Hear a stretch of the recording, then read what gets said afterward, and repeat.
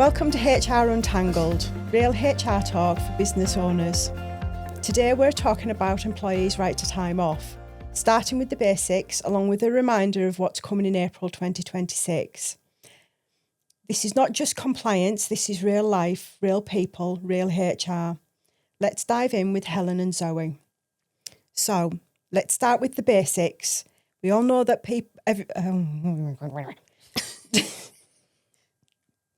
we all know that employees have the right to time off, but how many different types are there? Well, I actually used AI to help me with this last night because I thought we all know there's loads of rights to time off. We do, yeah. And actually I thought we'll see what happens. So AI reckons there's at least 12 statutory types, which is quite a lot. Yeah. It is. And obviously statutory time off is designed to support the employees, not just, for big life moments, but for holidays and the wellbeing aspects as well. Yeah. Yeah. We often see that actually with holiday entitlement. People, I never understand people who don't take holidays personally. But actually you get some people who don't have any holiday, have loads of holiday entitlement left at the end of the year. You do, yeah. But actually they're not really looking after the wellbeing. No. And I've said many a time, holidays are there to, the law gives you holidays for a reason. We all need a break. Yeah. Says the person who doesn't take many holidays. No, me neither. So there you go. I do. yeah, so he takes all our holidays. So which are the three main categories then?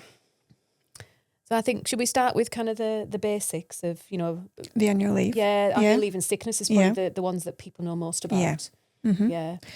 So it's minimum 28 days for which is 5.6 weeks. Yeah, which is quite important actually, isn't it? Because a lot of people think that it's based on a 5-day week, isn't it? It is, yeah. But actually how things have changed in terms of 4-day working, part-time working, it can actually be, it's a pro rata amount of the 28, isn't it? Yeah, yeah. So.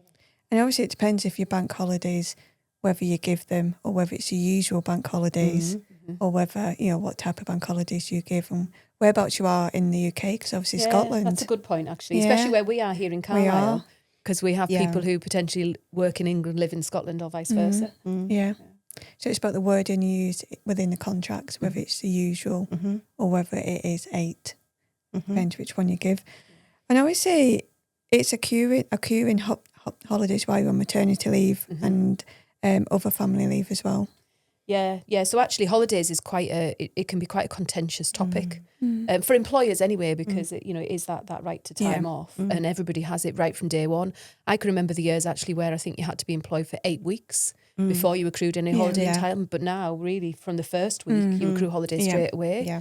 And I think there's a bit of a difference in employers of some people will give people holidays before they've actually accrued them. Because if you think that when you start employment, you don't just start on 28 days. You actually accrue, I think it's 2.33 days a month. Yeah. So in theory, you've got to be there for a whole year before you accrue the whole entitlement. Yeah.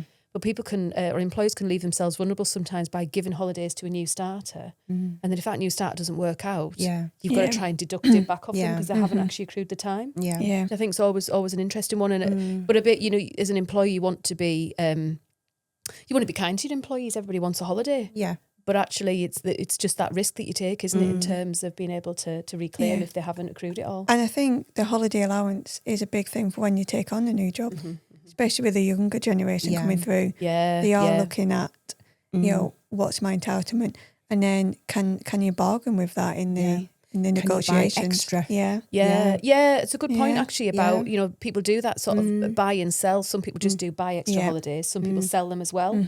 Personally, I'm not so keen on the sell because you're encouraging people not to take their entitlement. Yeah, I agree. And actually, you couldn't do that with statutory anyway. No, it'd only be any contractual entitlement. But yeah, it's an interesting one. But again, the generational part's very difference. relevant, isn't it? Because we've got a younger generation coming through who want more time off, balance their work and their home life much better than some of the older generations.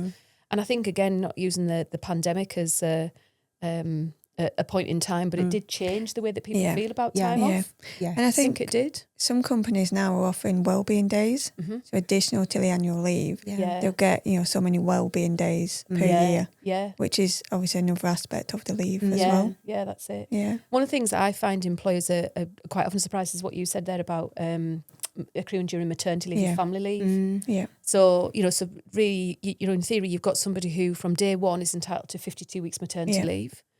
So they take that leave. The pay is a separate thing. We'll not go into that right now. But actually they accrue the holidays for all of that time. And the bank holidays as well. Yeah. So you've got somebody who could be off for a whole year, come back with a whole year's entitlement. Yeah. And then have to fit that in somehow. Yeah. And often people want to come back part-time. Yeah. So they accrue holiday. If they go off at full-time, they accrue it at a full-time rate. Yes. But then they come back and take it as a part-time rate. So they could probably have another 6 months off. Yeah, absolutely. What I usually encourage employers to do is talk to their employees about the unpaid part of maternity leave and actually making sure that is utilised. So what a lot of employees will want to do is sacrifice their unpaid time and take holidays where they can have full pay, but obviously still the time off. So. And I think generally speaking, after a year off, people are ready to come back to work. So it must be like starting a new job, I think. So, And what about unlimited holidays? Well, I've worked with somebody recently who's introduced a trial, I hasten to add, on unlimited holidays. And we talked actually about what we should call it, whether we should call it unlimited holidays or additional holidays or quite what that looked like. I've heard of, I think Google might have done unlimited holidays at one point. Yeah. So, but this is a relatively small business, but really looks after their employees very well. And actually, I think the reason they've felt confident to do it is because they've got a team that are very invested into the company, really look after the interests of their clients and each other. And what they did was actually they floated it at a staff meeting just to sort of say, look, we're thinking about this. What do you think? And straight away, there was quite a lot of self-regulation and regulation of others, saying, well, we can't do it if this, and that wouldn't work if that. So we've decided to trial it just to see how that actually works in practice. Oh, wow. So really very interesting, but quite revolutionary as well. And really trusting people and trusting your employees. And that, I think that's the basis of it, isn't it? Is that you're giving them the autonomy to organise their own time away from work, but in collaboration with their colleagues as well. So that's it. So it's quite interesting, quite revolutionary. But I think as well, obviously with the next generation coming in, annual leave is coming to the top point of the benefits. So the salary may not be where you want it to be, but your annual leave is more. So it's balancing what you want in life. And a good reason to benchmark, of course, against other people. I don't know what you find, but I find that most companies that offer statutory are almost seen as that is only statutory. I think minimum. I think a minimum that people tend to expect is 25 days plus bank holidays. That's sort of my experience of what people see as that's okay, that's quite decent. And again, I think we mentioned about taking bank holidays. So again, I work with different clients as we both do, Zoe, on some people who actually don't close on bank holidays. So public venues that are open all the time. So it's quite nice for them to have, 31 days, for example, rather than just the 28. Yes. Just that little bit more that people give. Bit more extra. Yeah.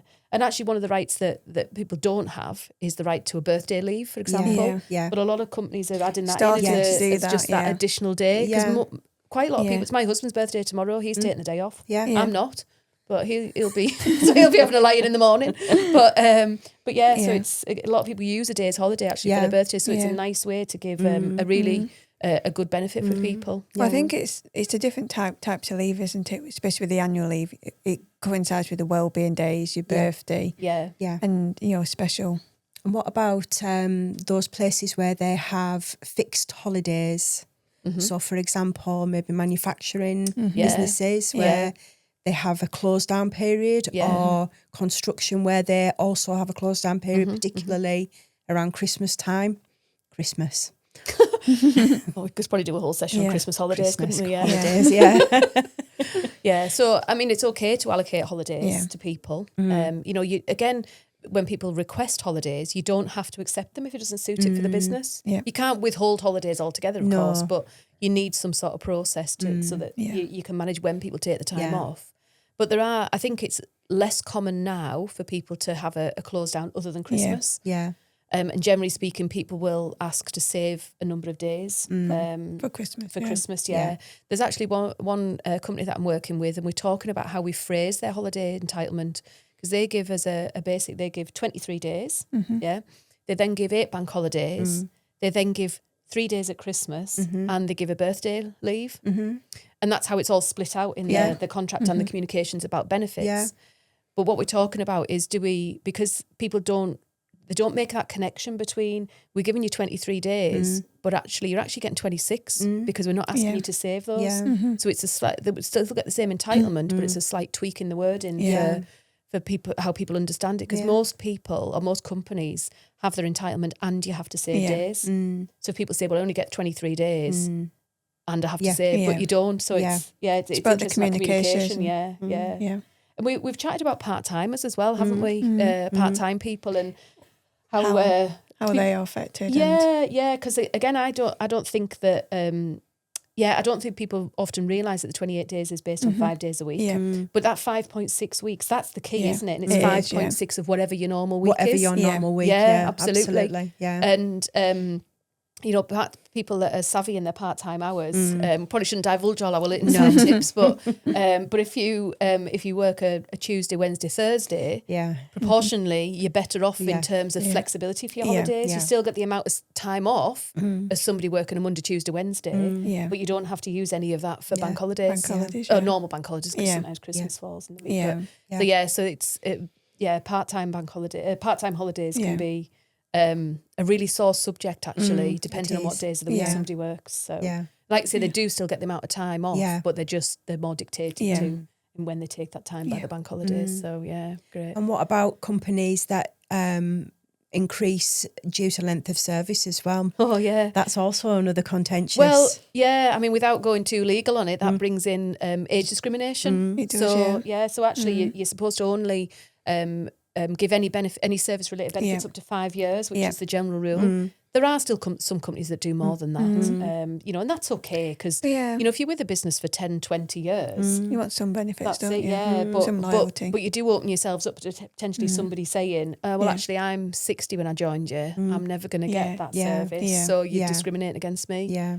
I mean, I'd like to think that's very few and far between, but it is. I think that's changing now, though. People are kind of stopping that and looking at other benefits. So, wellbeing days, your birthday. What can we reintroduce as well? I have to say, I like the idea of the birthday. I think that's I do. Yeah. I actually, before I became self-employed, I introduced that to one of my employers, and I got a round of applause. Oh, yeah. And I was like, I knew this would be a hit. Yeah. That's good. It is. It's nice, isn't it? Yeah. I've actually seen other companies as well giving time off for their child's first day at school. Oh, yeah. So again, there's no right to that. No. But it's a really nice way of looking after your staff. The sorts of things that people use the holidays for. So goodness me, how long have we taken talking about that? It's like a whole topic on its own, isn't it? Isn't it? But holidays are really important, and like I say, we've mentioned about wellbeing, but it is really important. The generational change. Yeah, and there is a change in legislation. I think it was last year, just a very small change in wording about putting the obligation on employers to make sure that people should take the holidays. Yes, they did, So actually, if you're halfway through your holiday year, it's good to do a reminder to say you should be about halfway through your entitlement. So it should be potentially something to discuss each time you have a review with your employees. Yeah, where you're up to with your holidays. And some people that I work with, we do a quarterly review and say, this is where we are in the year. Where are we up to with holidays? Is there anybody lagging behind? Anybody who looks like they might be burning out because they've not taken any time? So it's very important from an employer's perspective just to make sure that people do take the time off. And actually, quite a few of the I know that Breathe actually has analysis on that. It has a burnout monitor. So Breathe is the HR system we use. And it's got a burnout monitor, hasn't it? It does indeed, I quite like that. I do as well. I have to say that's like, one of the... they need some holidays. They need some sick. No, they don't need sick, sorry. I don't know what I'm saying that for. They need holidays. Yeah. So it is. It's quite a big topic. So moving on to our next one, which will be... Sick leave. Yeah. Not allowed it. No. Not allowed any. No. So it's the right to time off when people are unwell. You can self-cert up to 7 days, and then after that you'll need a doctor's or medical note, which people can get by logging online now. You don't have to ring up for an appointment. You can request one. I didn't know that actually. You can order it through your NHS app. Might try that. Yeah. Really? Give myself the time off. So SSP is the right to, which we covered in our last podcast, because that is changing from April. Yeah. So it's going to be a day one right now rather than the 3 waiting days that is currently. Yeah.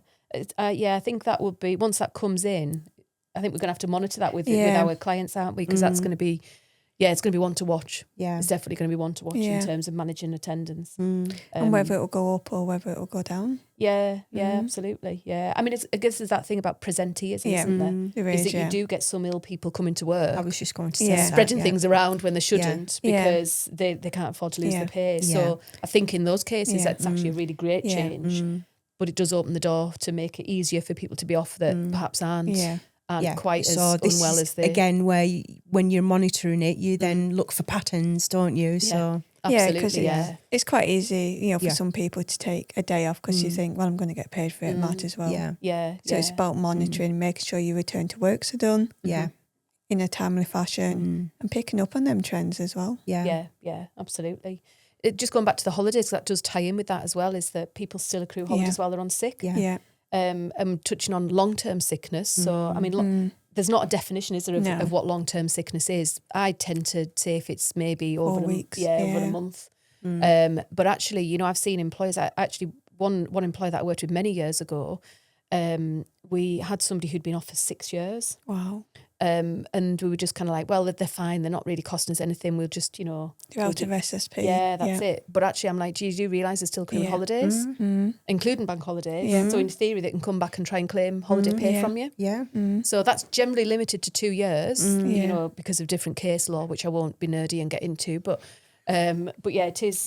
But it's still a huge cost that employers have to take into account. So once they're out of SSP, then they're still costing in terms of liability for holiday pay. Absolutely. Yeah. So, sickness is it's one to manage, isn't it? It is, definitely. And it's one to look at as well, when that new change comes in April, it's picking up on, the trends and what's happening, and so it'd be interesting.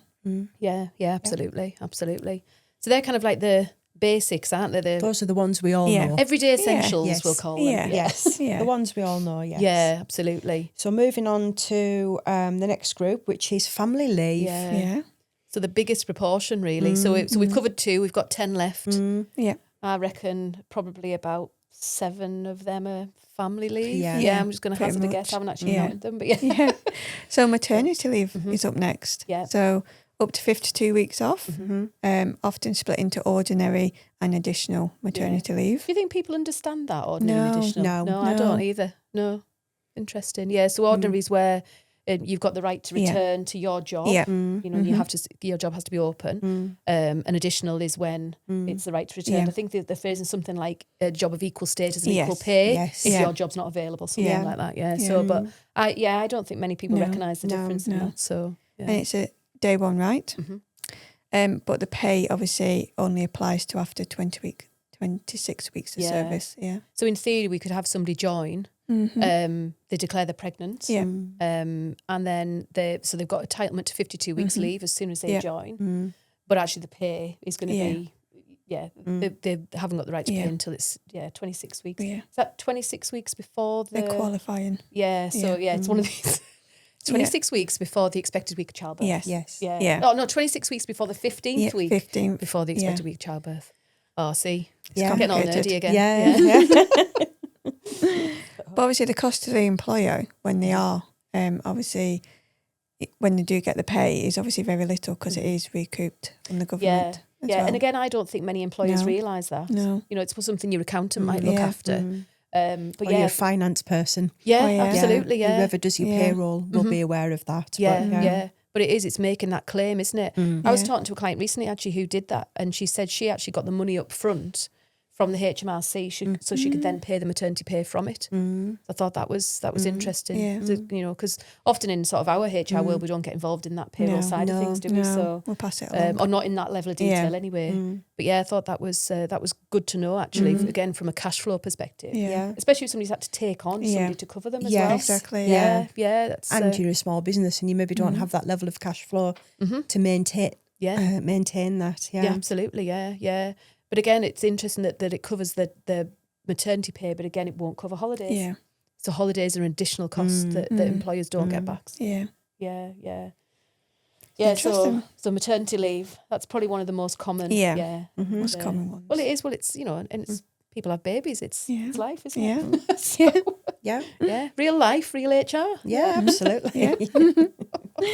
And now adoption leave. Yeah. So you don't often come across this. No, you don't hear an awful lot about it, but again, up to 52 weeks, matching the maternity leave rights. Yeah. And I think about it's how we look after people going through the adoption leave, because it's not just it's not a straightforward process, is it? No. Yeah.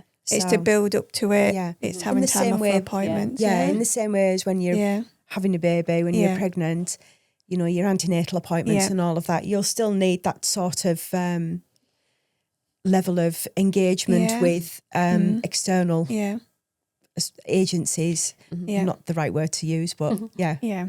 But it's also, after the adoption day, it's keeping in touch with the employer and making sure everything's going well. You know, because, you know, sometimes it doesn't go well and the child goes back to... back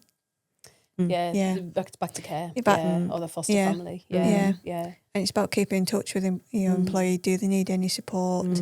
How can we look after them as well during that time? Yeah, you're quite right. I think, you know, adoptions are really, you know, it's quite should be, it should be talked about more. Yeah, it should be, because it is, you know, some people, you know, they don't have, you know, don't start their family in a biological way. You know, that's just again, that is just the way of the world, isn't it? And sometimes adoption, it doesn't go well. You know, the bonding doesn't go great. So the child goes back to care, and it's looking after that employee. I was going to say that's highly distressing for somebody that as well. That really is. That's.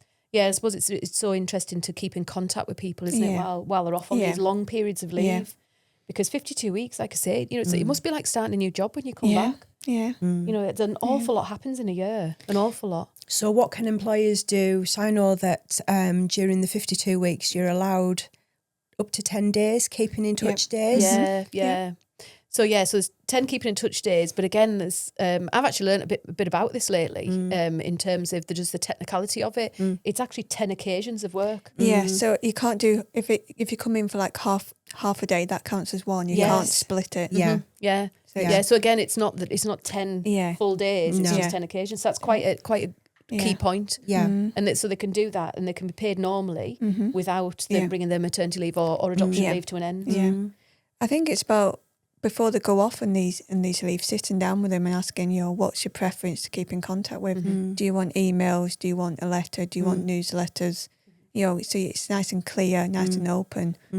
So then you know how to keep in touch with them. And obviously working out what kit days do they want to come in. Have you got anything significant going on in the year? Have you got an away day? Have you got a manager's day? You know, do you still invite them to the Christmas do? Absolutely. Well, yes. Absolutely.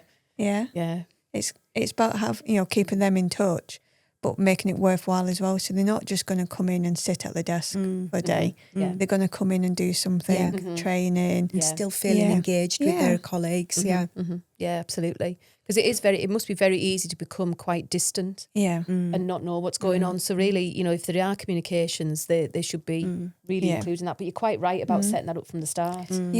You know, and if there's any internal promotions, you need to tell them. If there's any job openings, you need to tell them. Yeah, that's a good point actually about vacancies. So really, you should treat them as if they're at work. They're just not at work. Because then if you don't, it could lead to maternity discrimination. Which is a whole different. We don't want to go there. No, we do not want to go there. So it is. It's it's a big topic actually, isn't it? It's massive, and it's so easy to get it wrong, but it's so simple to do. You know. Having a conversation before you're going off. How do you want to keep in touch? Do you want emails? You know, newsletters? Kind of thing. So it sets that standard going forward. Yeah, it does. I had a conversation with somebody lately actually who said we've got this person off on maternity leave and she keeps coming in with the baby, and you know we're really happy to see her, but she stays for ages, and then we're like, but we need to get on. And we had a conversation about how they might sort of broach that with her, but again, that's really good in terms of people feeling engaged with work. But actually, it's a different experience for them because they're not having to complete actually do the work. But equally speaking, you don't want to tell people not to come in. It's a funny one. I actually had another one lately where somebody was doing keeping in touch days but wanted to bring the child with them, and we said no. It wasn't appropriate to do that. You know, it's, you know, they're there to work. They're not there to look after the child. So yeah. But it's also looking if the work environment is safe. Oh, absolutely, yeah. And this particular company, it wasn't appropriate, you know. So it was just interesting that people, you know, how people interpret them. Yeah. And then next up, shared parental leave. Shared parental leave is so complicated. Yes. And there was an article on the news, wasn't there, a few months ago about this, saying that it was they were trying to simplify it because the take up hadn't been that much. Yeah. And I'm not surprised. Yeah. I mean, I've dealt with one lately, and thank goodness the two people both worked at the same organisation. And even that was quite complicated. You know, it took us a while to get our heads around exactly what weeks we were doing what, and could they both take leave together. Yeah. So this is, sorry Zoe, I'm taking over, but this is, it's 50 weeks, isn't it? It is 50 weeks and 37 weeks of pay. Yeah. So it's basically sharing, isn't it? So if you think about the 52 weeks maternity leave or adoption leave, there's 2 weeks compulsory leave in certainly maternity leave, isn't there? And that's from a welfare perspective for the lady who's had the child. But then the other 52 weeks, they can then pass that over to their partner, can't they? And and like you say, and then it's also complicated. It is complicated. Yeah, please don't anybody do shared parental leave. Unless you're dealing with all the dates, and it's all very simple. And so is that 50 up to 50 weeks in a year? Yeah, it's 50 weeks, so it has to be continuous. So basically, it's the mother. They can convert their maternity leave into shared parental leave and give it to the partner, right, or the father, you know, whoever that is, and. So it's 50. So basically, they take the rest of the year off. So it's still the same continuous 52-week period, but it's just given to somebody else. And for the partner, it's great. You know, the bonding. You know, they get time with the child and everything else. So it is great. I think it does play into as well modern households, doesn't it? In that, you know, I suppose traditionally women were perhaps the lower earners, or you know, or if they did work at all. Yeah. But that's not the case necessarily nowadays. You know, in some households, you've got one person who's the main earner, and it's not always the other partner or father. So, and I think that's why it was introduced. But it's just interesting that there's not a lot of take up. I mean, in the years I've been in HR, I think I've dealt with 4 cases. I've dealt with 1. Yeah. So it's, you know, and it's even when you look at it, it's like the mother has to give a curtailment notice, and they have to do this, and then if they work at separate employers, you've got to try and match up, get information, and it's not easy. I think the concept of it's really good, but the process itself is incredibly challenging. It is, So, but again, you know, you could have 2 people in 2 different companies taking the same part of the same 52 weeks. They both still accrue holiday entitlement. They're both still employees. And when we talked about kit days, there's split days in shared parental leave. Blimey. So you get your 10 kit days in maternity leave, and then you get an additional 20 days or occasions in your shared parental leave. Yeah. So again, the concept's great because it's all about making sharing, making it reasonable, making sure the right person gets the time off, making sure they keep in touch with work. So the concept of it's great. It's just very complicated to implement. It is, yeah. So, and even, and if HR people are finding it complicated, then, the lay person isn't going to find it easy, are they? That's it, But we always figure it out, don't we? And it's, we always get there in the end. Yeah, we do, with the calendar and the highlighter usually. And then lie down. And then lie down, Well, we all like, we were saying before, we all like highlighters and stationery. HR people always like stationery. So if we move on to paternity and parental leave now. Oh, so this bit's for me, isn't it? Yeah. So currently, employees must have 26 weeks service to qualify under the Employment Rights Act 1996. Yeah. From April 2026, there is no qualifying period. Yeah. And this is for babies born after the 6th of April. So changes for babies after the 6th of April. I think it's if they're due on or after the 6th rather than when they're actually born. So that when people pregnant people get what they call a MAP B1. Yeah. And there's a date on there, and that's where all of these things. That's the that's like the point the in key time. point, the key date. Yeah. So nothing changes. Everything is built around that particular date, and that's why it's really important to get the MAP B1 to an employer as quick as possible, so we can figure out what those dates are. This also applies to people adopting as well. Yeah, absolutely, yeah. Paternity leave, I think, is becoming more regularly used. Yeah. So again, it's been available for quite some time for fathers and partners. Yeah. But yeah, I think I'm seeing more people taking it, certainly. Yeah, and really wanting to be there for their partner. And I was talking to somebody the other night who's just had a baby over the weekend, or his wife has, sorry. And he said, "Oh no, I think I need to take my paternity leave now because she's had a C-section and I need to be there to support her and look after the child and whatnot." So it's very much utilised, and it shows, I think, about how people's work-life balance changes as well. They very much want to be there as a family. But yeah, I think the paternity leave is interesting because when I was looking at how the day one right applies, you've still got to give notice, haven't you? You do, yeah. And is it 15 weeks notice? It is 15 weeks notice. Yeah, so if you think about it in the concept of somebody gets offered a job, their baby's due in the weeks when they start, so they've got the day one right. They've got to give notice, though, before they start employment. And actually, is that at a point where... Is that sufficient notice? Is it enough notice? Are they in the interview process? And then they're going to jeopardise potentially... somebody's not going to offer them a job because of it. I mean, obviously that's illegal and we wouldn't do that, but it would, for some people that would cause an issue. So I think it will be interesting to see how that works in practice. Because I don't know if really it's going to apply much from day one. No. Because again, you've got somebody who comes in and they start and they go, my baby's due in 15 weeks' time. I'd like to have paternity leave then. Yeah. What sort of start is that?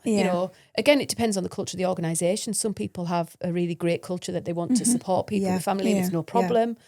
But that's not the same in all businesses, especially in small teams where it's very difficult to recruit and manage a small team. And then I've actually seen one, sorry Zoe, I've seen one recently, or not so recently, it was last year sometime, where there was somebody doing maternity cover who then became pregnant. And then they had the right to go off as well.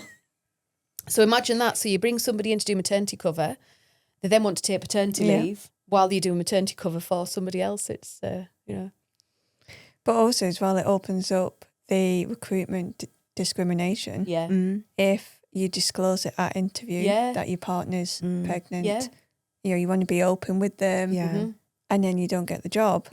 Is it because you disclosed your partner was pregnant, or is it something else? So it's interesting.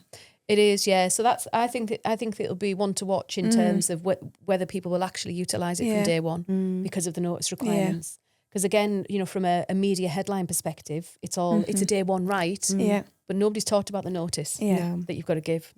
So again, I still think that all of this is moving in a really great direction for people.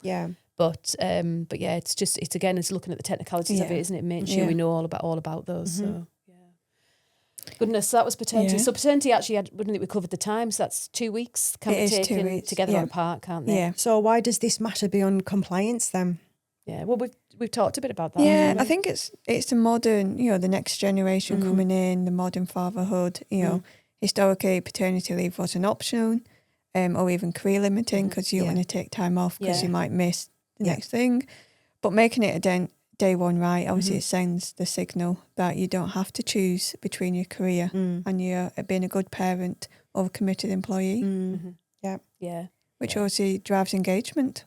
And retention as well, actually, isn't it? Because that's really important to people when recruitment's so challenging, or can be so challenging. Retaining your people, your valuable people. There's actually many years ago I worked with somebody, and I thought it was quite revolutionary at the time. Who it was a friend, and she had a period of maternity leave, and her employer, I think, paid her full pay the whole of her maternity leave. But it was on the proviso that she came back. And if she didn't come back, she had to repay it. And I've seen that before as well. It's quite a clever way of kind of getting that commitment from people. I've also seen another one lately where the employee has told their employer that they are coming back. The employers said to them, look, if you're not coming back, just let me know. It's not going to affect anything. And they said, no, I'm coming back. I'm coming back. And then they resigned. Right at the last minute. So quite frustrating for that particular employee where we said, look, it's not going to affect anything if you tell us, just be open and honest. But they chose not to, which is their right to do that. But that was really challenging for the employer. Absolutely. So then poor culture. Yeah. I mean, poor culture is, nobody wants that. Yeah, we want to look after our people. Yeah. I think it's always a difficult balance for employers. Getting the balance between what's right for their business and running their business and looking after their team. Yeah. And I think employees that, who do feel supported, supported to put up with, telling them that they're pregnant or the partner's pregnant, supported during major life events, then they are tend to be more loyal to the company, committed, they want to stay, and you get that high productivity from them. Yeah. One of the types of leave that we've sort of mentioned is unpaid parental leave. Yeah. And that's one actually when we're talking about sort of culture and how we treat people. That's not one that I see regularly used. And I don't think many people know about it. No. But again, I think that's something that people can utilise as a benefit. Well, it's a statutory leave, not a benefit, but actually be open about it. Yeah. Well, yeah. Because we haven't talked about communication of these things. So again, there's a difference, isn't there, between you can let people find out about it themselves.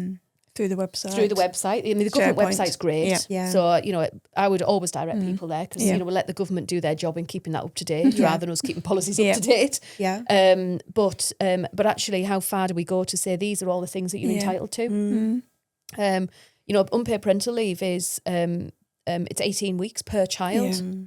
So you've got 3 children. That's an awful lot of time off. Yeah. Granted unpaid, and that's what puts most people off. And is there a limit on how long that parental leave is, unpaid leave is available for? So, for example, the age of the child. Yeah, it's until their 18th birthday. Right. Yeah. So you could take it at any point. The proviso that you have is that I think you can only take 4 weeks a year. I think it's 4 weeks, isn't it? Yeah. And you've got to obviously give your employer notice, and they can refuse, or they can delay. They can't refuse it. But also, it's not time to go off and do something else. It's time to care for the child. Yeah. Again, many years ago when it first came in, I dealt with somebody who wanted to take it but was leaving a child at home and going off and doing something. We were like, no, that's not really what it's intended for. It's intended to give you time to care for your child. Yeah. In theory, people could take that off during the summer holidays. Yeah. Yeah. Subject to obviously, work levels within the business, and the employer can delay it if it doesn't suit them. But yeah, it's one that's really underutilised, I think. Yeah. Probably because of the unpaid nature. Well, yeah. And people are, I wouldn't say unsure, well, probably are unsure, but obviously maybe scared to ask as well. Yeah, absolutely. Yeah. Yes. Well, especially when you've got, like say, a fairly decent holiday entitlement. If you're already maybe condensing your hours into 4 days a week, then that's different. Or actually, a lot of people with children do work reduced weeks. They work part time, or like I say, school hours. Or school hours. Like Yeah. One of the things we don't see an awful lot of actually outside of the education sector is term time contracts. That's really, really key for people with children. But there's not. Yeah, that's difficult for employers if you're not in that sort of environment to accommodate. So. But unpaid leave is it's quite a quiet one, isn't it? Yeah, I think it's fun. Some people may frown upon it as well. Asking to take time off to look after the child and from other colleagues as well. And we've always got the thing that some people don't want the school holidays off either. Yeah, they want the children to go to clubs so they can come to work and not have to be with them. You get the tranche of people coming back after the school holidays exhausted because they've had to spend 6 weeks with their children. Oh goodness. So what have we got after that? How many have we covered now? We must be up to about 10 or something by now. Neonatal care leave. Ah, okay. Yeah. So that's a new statutory right supporting parents or babies who are needing neonatal care. So this allows parents to take time off for when babies are receiving neonatal care just after they're born. So it came in 2023, they acted, where parents can take 1 week of leave off for each week of their baby receiving uninterrupted, that's the key word, uninterrupted neonatal care up to a maximum of 12 weeks. So is that then if a child's in intensive care, for example, so they're in hospital full time? Yeah. That's the uninterrupted. Yeah. So under the neonatal care leave, the leave can be taken when the baby is admitted within 28 days of birth for a continuous of 7 days or longer. And obviously it's paid at the statutory pay or 90%. Yeah, which is 187.18 at the moment, isn't it? Or 90% of the average, Yeah, so again, so what, we're in the third year of that? We are, Yeah, I've actually not dealt with anybody yet who's taken that leave. No, I haven't actually either. It's whether people know about it and what they're entitled to, or whether they take it off as unpaid leave. Or holidays because they Or can't afford to holidays. drop pay. Yeah. Yeah. I think that's it with all the statutory leave, isn't it? Is that, you know, do people, it's there, it's great for people to utilise it, but what does their financial status dictate for them? Yes. Yeah. And then next one is parental bereavement leave. Yeah. So this is obviously time off following a death of a child or stillbirth, which is key after 24 weeks. Yeah, which is incredibly distressing for a family, And that is 2 weeks to be taken together or separately as well. And again, paid at the statutory rate or 90%. Yeah. So actually, I'm trying to think about how that would work in practice. So in theory, you could have a mother who has a stillborn child. It depends whether the father or the partner qualifies for paternity, but either way, both of them would qualify for that, wouldn't they? And it's thinking about what added support we can give in to them individuals at that time. Yeah. I mean, that's the worst. Yeah. But also not just the employees that are affected, but the wider team that might be affected as well. Yeah. So next one is time off for dependents. Oh, I like this one. So employees may take reasonable being the key word, unpaid time off to deal with emergencies involving a child, partner or a close family member. Yeah. I love this one in terms of people always misinterpret it. People just think I'm taking time off. No, it's time off for an unforeseen event. Not time to take your child to the dentist because it's a planned event. It's not time to go and pick them up from nursery because nobody else can, unless it's an emergency and you know the person. But it's very much that time off for an emergency. Like you say, it's reasonable time, and there's no requirement to pay either, is there? No. So again, from we talked about culture. From a culture perspective, people want to do the right thing. Yeah. But you do unfortunately see some people who have quite chaotic lives and I think hang quite a lot on time off for dependence. Yes. The interesting point I always find about it is, we talk a lot about children in time of a dependence, but I think the way the legislation's written is that a dependent can be somebody who's depending on you at that point in time. So if I walk out of my house, which I don't want to jinx this, and my neighbour falls ill tomorrow, but my elderly neighbour is ill or she's fallen off the doorstep or whatever, for that moment she is my dependent because she's dependent on me to help her. So that's one I don't think people really understand. No, and I think it's coming more now, the more generations. I was just going to say that. So I'm one of those generational where I've had children and an elderly parent. So where I didn't need to take time off really for the children other than for periods of sickness. Elderly parents have different needs, different requirements. One small fall can lead to many, many, many things. Absolutely, it is. It's it's again real life, isn't it? Real life. It is, And again, all these rights to time off are there to support. As you said at the start, are there to support people. And it's great to do that. And most employers, or a lot of employers, would do this sort of thing anyway. So which is always good to see. Always good to see. So we're nearing the end. Is that the end of the family leave? Goodness, I felt like there was a lot in there. There is a lot in there. So a couple more. Time off for public duties. Okay. So for roles like counsellor or school governor, you get reasonable, unpaid time So it's off. not for going to the pub then? Going to public duties? No, afraid not.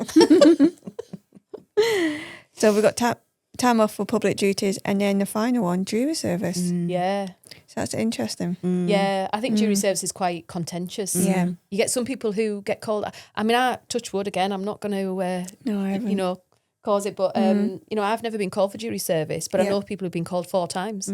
So employers can't say no, but employees can ask for a deferment. Yes, and you can be asked to write a letter. So I've written a letter for one of my previous employees because obviously our staffing was not great at the time. She was in a key role. It did work, but it was only deferred for a couple of weeks. So goodness.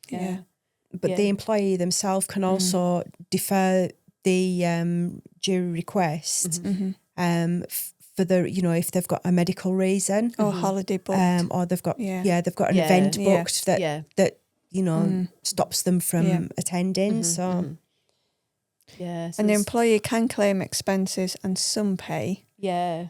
But in higher earning roles, this doesn't cover the overall cost. No. Yeah. I actually don't know how much it is that the people can, I think there is a fixed rate, isn't there, that people can claim. It's about £64 a day. Yeah. But you've got to have been there for the full day. Really? Yeah.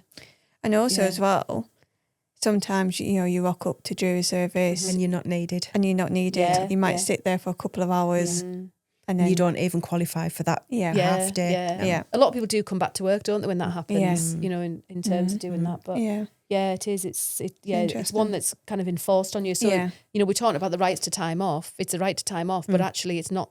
No. That's enforced on you, isn't it? So, watch, we'll all get jury service summons tomorrow morning now. Said that. I hope not. The post is delayed, it's fine. I've got a friend who's done it. I'm sure it's 4, if not 5 times, and she absolutely loves it. But also, as well, without going into details, it's the length that it can be called. Absolutely, yeah. Because I know someone that was called upon for 10 weeks. Yeah. Oh, wow, really? Particularly if it's a major case. Yeah. Quite high case. profile. I think you have to be available for at least 2 weeks, don't you? Yeah, So, yeah. And you don't always get on the same case, do you? No. So actually you're there, but you could be on multiple cases. Yeah. There's somebody local actually I was talking to a few weeks ago about it, and she's very well connected. And she said she literally every day it was like, no, you can't come in because you know them. No, you can't come in because you know them. Wow. So, and pretty much I don't think she did anything because every day there was some sort of conflict with either the person who was trialing the case or the defendant themselves. So it was, So jury service is a wild one. Yeah. So if we move on to culture and impact, what about the modern workforce expectation? Yeah. We've talked a bit about this as we've gone through, haven't we? And I think a lot of these types of leave are there to support, modern working, modern households, blended families, if we can use that phrase. Societal changes. Yeah, it is, yeah. So, and I think, it depends. I think from an employer's perspective, it depends on how you want to approach it. Yeah. But I think that all these things are very good in terms of retaining people. But I know that they do cause frustrations for some employers, especially small ones. But most people are accepting of it, and actually will take the hit for somebody having some time off for having them and their skill for the rest of the time. Yeah. God, it takes back to the interview questions where you can't ask what about somebody's family circumstances. Yes. It's you can't ask that. Yeah, you can't. No. I actually still do get people who say it slightly tongue in cheek, say, "Can I ask them about this?" And I'm like, "Please don't. Please don't ask that." I mean, you can, but I won't be supporting you in that. So it is. It's So the impact is. Yeah, it can be challenging for employers. It can certainly, but employees need to feel well supported and actually need to be able to take the leave without feeling, feeling at odds for that. But also, I think as well, in where some companies can't afford to give an increase in wage this year, it's what else can you put on the table? Can you offer them a birthday holiday? Yes, it will cost you, but you're not paying everyone 1 or 2% more than It's a really good point actually, and it goes back, doesn't it, into salary is just one element. Time off really is what people are most interested in, especially now. I think it's changed. I did a staff survey for somebody recently, and one of the results that came out of that was in the top 3 benefits were annual leave. They operate a fairly flexible way of working, so flexi, agile working. They were by far the top 2, and the third one was pensions. But it was really very evident that the 2 where they could take time off and work their lives around their work or the work around their lives were so valuable, more so than pay. Which was very interesting. So what do businesses and companies do now to adopt these changes? So with the changes of things like paternity and the unpaid parental leave, it's just being aware of it, I think. You could train your managers. You could do communications with employees. Again, it depends on how proactive you want to be about it. But I think in terms, it's probably making your managers aware. Yeah, and training them and, training your managers to be able to ask questions and offer that leave as well. Yeah, absolutely, and not miss a request. We're thinking, you're not allowed time off for that. And especially the time off for dependents. That's a real one. Actually, I might run a webinar on that at some point because I think actually that would be a real key one. Because many people misunderstand that. Yes. Yeah, they do. So, so I think it's knowing where you are and being prepared. Prepared. So having a communication strategy. Potentially, yeah. Yeah. And what would you include in that? So that's going to be, well, again, it depends how rigid you want to be about it. You know, you could go as far as have family leave guides. I mean, a lot of employers have maternity policy, adoption policy, paternity policy. Personally, I always encourage removing them because if you're only doing statutory leave, all you're doing is you just regurgitate what's on the government website. So what I would usually say is remove all of those separate policies, have one policy that's a family leave policy. So these are all the types of leave you might be entitled to and point them to the government website. Yes, that's and what then I we let was... the government do their job really well in terms of updating that. So communicating that. And also I think communication during the leave, like we've talked about. You know, it's okay to make reasonable contact with somebody. Just because they're on maternity leave doesn't mean you have to ostracise them. So, I think there's things like that they can do. So, goodness, is that all 12 then that we've covered? I think it is, I think it is, yeah. Yeah. I think we're there with it. We've got a mythbuster on here. We've got a mythbuster. I like this one. Remind me what it is. So my child is ill. I'm taking time off sick to look after them. Yeah. I had this lately. I've had it before. I've had it frequently. Yeah. So just because the child's sick doesn't mean the parent can take the sick time. No. Yeah, absolutely not. It's holidays, unpaid time, make the time up, something like that. Yeah. You know, and we appreciate that's difficult for some people. Yeah. But then they're not sick. That's not okay. Yeah. The same as, you know, people, they tend to demand the time. But, you know, again, you should be asking the employer. The employer really has to authorise it. Yes. But again, knowing your team and knowing what the person's circumstances are, you can flex around that. But definitely a myth. You're not sick, your child's sick. Yeah. So, well, that was a whistle-stop tour of all the different types of leave that employees are legally entitled to.